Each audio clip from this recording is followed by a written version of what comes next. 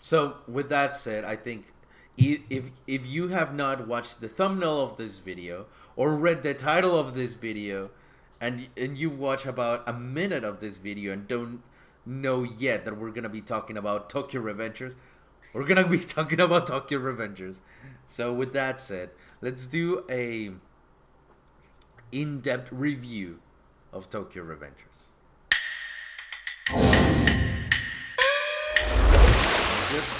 Yes, absolutely. And you're like, no, I don't feel like it. No. Actually, Look, it's still in my head. I have horrible memory. We got to talk about it now because in about 4 days, it's going to go whoosh. Yeah, I feel you. So let's begin with the story, with the premise of the story. We have what's his name? Takemichi.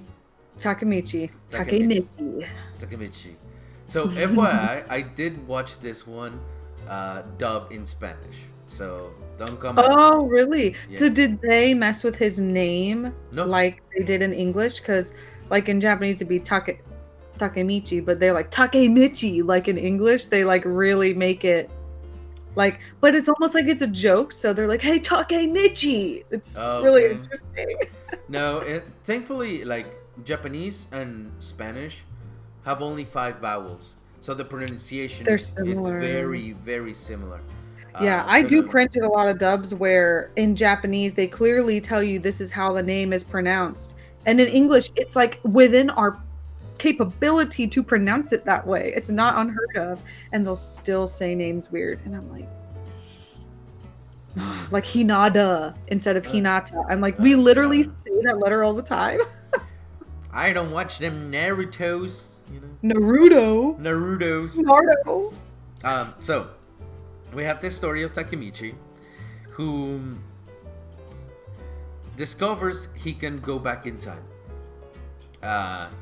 And this ability comes really helpful because in his present self, he's a completely miserable loner that realizes a lot of the people he used to care about, love, have also gone down a very dark rabbit hole.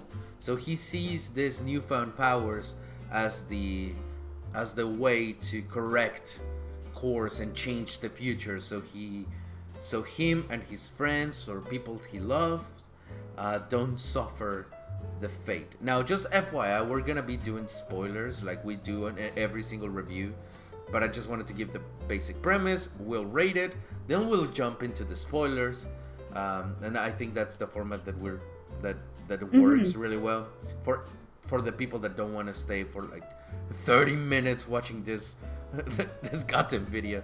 But so with that, how would you rate Tokyo Revengers spoiler free? Spoiler free. Okay, going in, I like watched, the trailer, and I'm like, okay, so there's gangs in Tokyo, and that's about all I could really tell. So when I started watching it, and literally in the first episode, you see someone time traveling, I'm like, see, I had no idea it was gonna be like something that we have to actually think about, and that it was gonna be a really good story. So I was really thrown off in a great way. That I thought this was just gonna be some boys beating each other up, and it was some of that, but not all of that. So spoiler-free rating, I'm gonna give it a 7. A 7. Okay. I dig it. And I'm going to agree with you. I'm going to give it a 7 as well. Closer to an 8 than a 6. But it still, for me, doesn't earn yet. There's a couple of things that I would have liked to change for it to get to an 8. So Tokyo Revengers gets a 7. If you decide to watch still our faces talking about this anime, please just stay, because we're entering now the spoiler section. Yes, now and there is going to be a second season. So if you're thinking, oh, is this even worth watching? There will be more. So obviously it was received well enough to get another season. So just because we're already rating it a 7 doesn't mean that the next season's not going to be like 8, 9, 10, Yeah, I think it was a good season setup. That's what I'm thinking too. That's my hunch. So, right off the bat, I think Takemichi is very relatable. Unfortunately, he really is. Because he is working at a job that he hates, has no social life. His friends abandon him. One of them tried to kill him, and but he realizes this at the moment of his technically death. You know that he has just wasted his life, and he gets a second chance to to do the thing. Now, something that I like about the series is how they use time travel. Usually, it's like, okay, I am here right now at 10 a.m. and I go back in time, but whenever I come back to 10 a.m. still. Mm-hmm. But not here. The time keeps going. So whenever he can only exactly go back in time, I guess, a certain amount of time. It's not like, oh, let me go back to that other day. No, because the time's still going. So whenever he comes back and the time keeps going, whenever he will go back to the future, it's gonna be however many days he spent in the past. Yeah. And like some anime, they just go back into the past and stay there, and they never get back to the future. And you're like, okay, well, the whole point of this, like. So I definitely like how they use time travel in this. I do too. I really like the mechanic and the way it works, and how they've made it just create this awesome story. And it's not confusing, because I'm the first person to admit that things go right over my stupid head, and I am very like black and white. I look at something and I see it. So when you start like getting all convoluted, I'm like, So this is very well like explained. It doesn't, get too complicated, but it's still very, very, very interesting. I agree. I think also the writing is pretty solid, to where they focus good on the characters, and they're not trying to over explain. Like, yeah, they could have dived deeper into the time traveling aspect of it, to where it's like, oh yeah, I think it's because you touched the mind stone, like, or something. Like, no, this happens, you accept it, everyone accepts it, move on, focuses on the story. So I like that. Then we have two of the main characters that make an appearance in the intro, which is Mikey and Draken, the two like gang leaders. We get thrown into this gang-related activity at the beginning, and you think it's going to be like that, but then you get to find out that no, like this is actually something bigger. The gang is like up here, and we can see Takemichi's demise in a way, on how once you're in the circle, you keep going, you can't get out no matter how hard you try. And so what do you think about the supporting cast, like Mikey, Draken, etc.? Yeah, it's a big supporting cast. Once you start getting really into it and you meet other gangs as well, there are a lot of supporting characters, and they don't just make them very one note. You do get some backstory on a lot of the side characters that makes it worth it. And I know we talked about that with like Ranking of Kings. I get a similar feeling here that they didn't just throw characters in to be there. So if they're telling you like a character's name, you need to remember it. Like, I found myself jumping back into the show after a break to finish it, and I was like, oh my God, there's like 10 side characters. Which one are they talking about? But once you like get it all clear in your head, it's such a cool cast of characters. Everyone has their own, sometimes secret motivations, and there's a lot of just twists and turns with the characters, the side characters, that make a big impact. But I know you're like a Mikey husbando kind of guy, but I'm a Draken girl. I love him, the right-hand man to Mikey. Like, something about just like the big, tall, scary looking dude. He's almost just like the low-key teddy bear, Like, he is definitely a huge teddy bear. Yeah, like the thing is, when you think they're in a gang, immediately when I saw the trailer, I remember thinking like, oh, like they're going to be stealing things, they're going to be hurting people and innocent people. I kept thinking it was going to be just awful. Like, when I think of gangs, I think really, really bad things. But really, they're more like a territory gang almost. Like they don't necessarily get into a whole bunch of like crazy things with the law. It's more just inter-gang Mhm. drama, which I like more. I would have not liked it if it was like, oh, let's go destroy these innocent people's lives. And, it wasn't really like that. So I like that it smashed my perception of what I was going to see. And I really like the way they did it. It's definitely not what you think. These guys definitely have loyalty and hearts for each other. Yeah, and that's something like I was thinking about it. It's like, yeah, they're showing the gang aspect, and obviously, just a spoiler alert: don't join a gang. Like, just don't. It's really No. stupid. I'm sure this is a Japanese representation of a gang. Mm-hmm. America gangs, quite different. Very much so.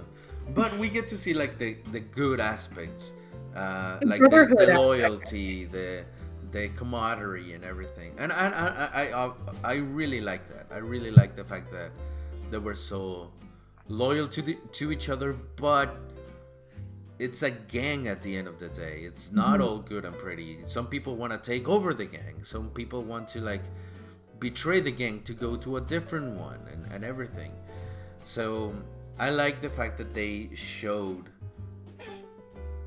what a gang is like. Yeah, you have like your social circle, but at the end of the day, you're still getting the crap beat out of you by another people, or you have to commit some crimes, like, and then sometimes things escalate. We get people, and this is something that I like. I just finished watching Attack on Titan, Demon Slayer, Spy Family. So when they get hurt, it's not like it really matters. Like, you have Tanjiro over here getting like fingers broken, arms twisted, head dislocated, being cut in half even, and he's still like fighting somehow. Yeah. But here you get to see like if they punch someone like I mean, I know you've never been in a fight, but when you get punched, especially in the face, most of the times you're like, okay, disoriented. I think I'm done. And this show does a good job at showing like somewhat realistic expectation of fights. When like a punch will hurt, it will affect you, and when people It can knock you out in one hit. Like, Yeah. if they get that right spot, you are out. And so when people get hit once and they fall on the floor, you might think, oh, he's not that strong. Yeah. No, yeah, It happens that sucks. way. And we get some people that get stabbed and they have to go to the hospital and recover for weeks before they're back in shape. So I like the fact that they made the characters very mortal, very human in that regard. It raises the stakes. When you watch stuff like Attack on Titan, Demon Slayer, and all that, like, you see them get just absolutely destroyed, and they somehow bounce back in a couple days, and you're like, or immediately with the power of friendship, and it's like, come on, like, we could have seen this coming, but it makes it more meaningful when there's stakes. Like, Yeah. oh God, these people could go to jail. The cops are on the way. They could get locked up forever and never see all their friends again. They could, die, get stabbed, or just straight up knocked out and killed. So I'm like, I like that aspect. It's really cool. And let's dive into kind of the core aspect of the season 2, which is trying to change the future by going into the past. We know that in the present, in the first future, his girlfriend, whose name I can't remember to save my life, she dies. Gosh, yeah. Mikey goes bananas. Draken dies, and everything's shitty. So Hinata. Hinata? Hinata. Mm-hmm. Oh, okay, Hinata. They call her Hina. Yeah, that's right. Yeah. That's right. So he goes back into the past, and we spent like the entire 70% of the season trying to fix the future, trying to save Hina, trying to save Draken, trying to save everyone. And then he comes back just to see Hina being killed just to see that Draken is sentenced to the death row. Just to... So... Will he be able to change the future? Because we get to see that he did change the future, but kind of the outcome's still the same. Right, the outcomes are still not favorable. So, I think that's one of the core aspects of the show. Like, could you really change the outcome? Like, is it destiny? Is it just like fate? Like, no. This bitch Right, need like to die. you're supposed to die young, so you're gonna die young, and it could be one way or the other, but it's gonna happen. Mm-hmm. So, how did you react? How was your reaction to when he goes back and seemingly everything's like good and nice and pretty, and then you realize that, oh shit, it's not. No, yeah. I had a bad feeling, when you see some of the villains pop up in the future, you're like, oh yeah, he did not accomplish what he was planning on. But man, and something that is frustrating with the show is the main character, although he's very relatable. Like the intro to the show is actually called Crybaby, the name of the song. It's very, very good. But now it makes more sense why it's called Crybaby. Once you finish the show, you're like, dude, this main character is a crybaby. For someone who's in a gang, and hangs out with all these gang people, he is always crying. But it's because he knows what happens to all these people in the future. So there a lot of times they're like, dude, why are you crying? And he's like, it's because I can save your life. And they don't get it. But there are times where our main character is such... I want to use a bad word real bad. He is such a wimp. He is such a wimp that... That's your bad word? No, the bad word is pussy. There you go. Hey, finally. He really is. So when we're in the future and he's with the girl and he seemingly thinks he saved her life, he doesn't because of a pussy move he makes. He is still too shy to kind of like tell her how he feels when it's very obvious that they both are in love with each other, and he chickens out, and in that split-second decision to be like, I'll tell her later, that's when she dies. And him being weak-minded is his downfall. Like, and part of me thinks, maybe it is all destiny because he just can't get the girl, man. He's a bitch. He's a bitch. Look, the reason why this show didn't get an 8 for me, or even a 9, is because of goddamn bitch ass Takemichi. Like, No. I get it. You can cry as much as you want. I mean,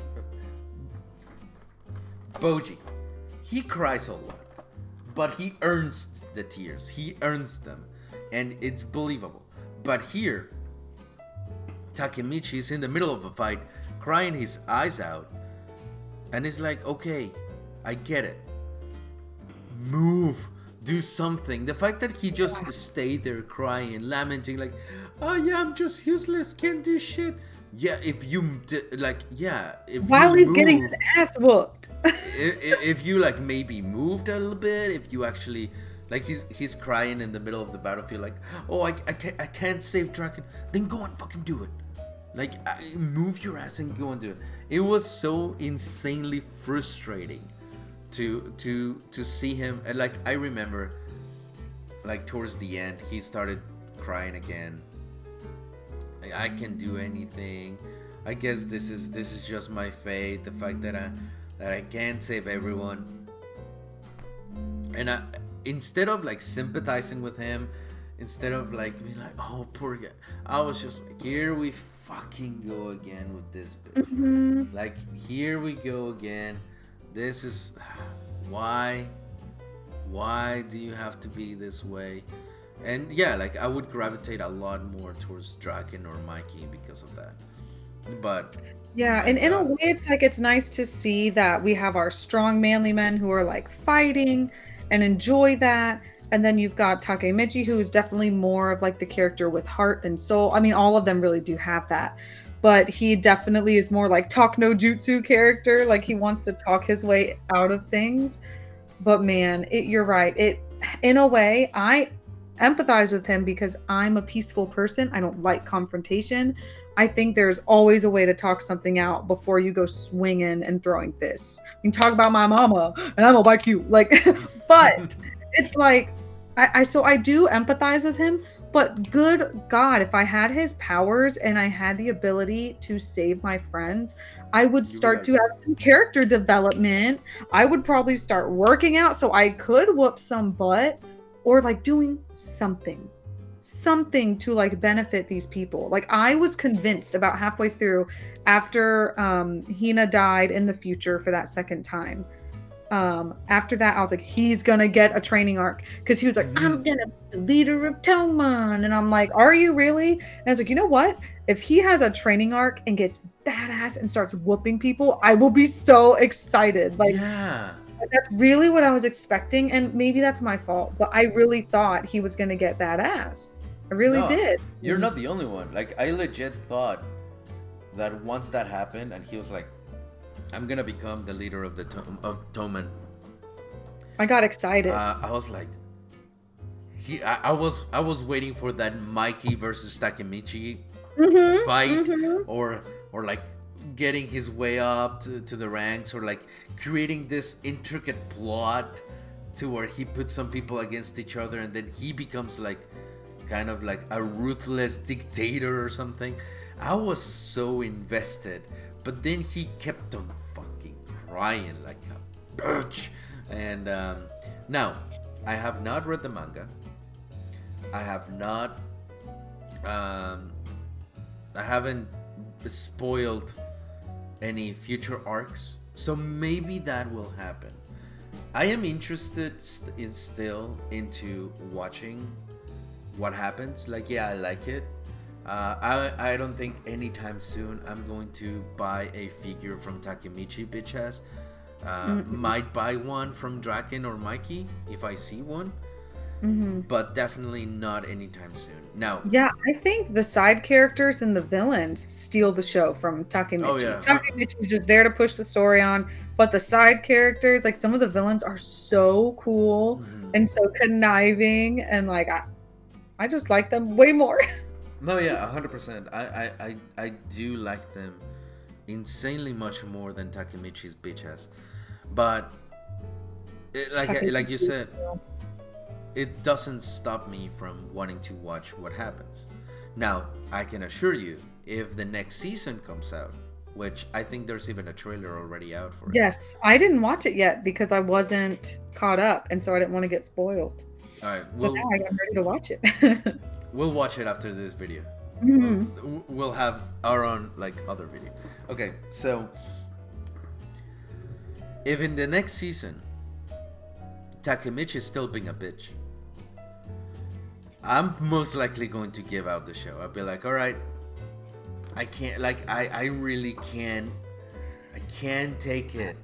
Yeah, and you know what? When he is being his little bitch ass, it's so prolonged. Like, it's not like a short moment of him like whining. I mean, he goes on an entire monologue with flashbacks included, whining about something, and we're just like, stand up, go over there, do something. You have legs, use them. And like, sometimes it's before he's even been hit or injured.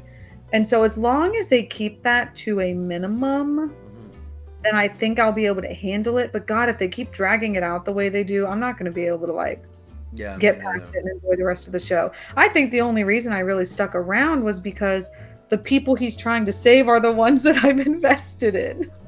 Like, I am way more invested in the people he's trying to save than I am him himself and what happens to him. Yeah, like, I could be fine if he just dies and then the story continues. Like, do a Walking Dead where one of the characters die and they just continue like nothing happened. But I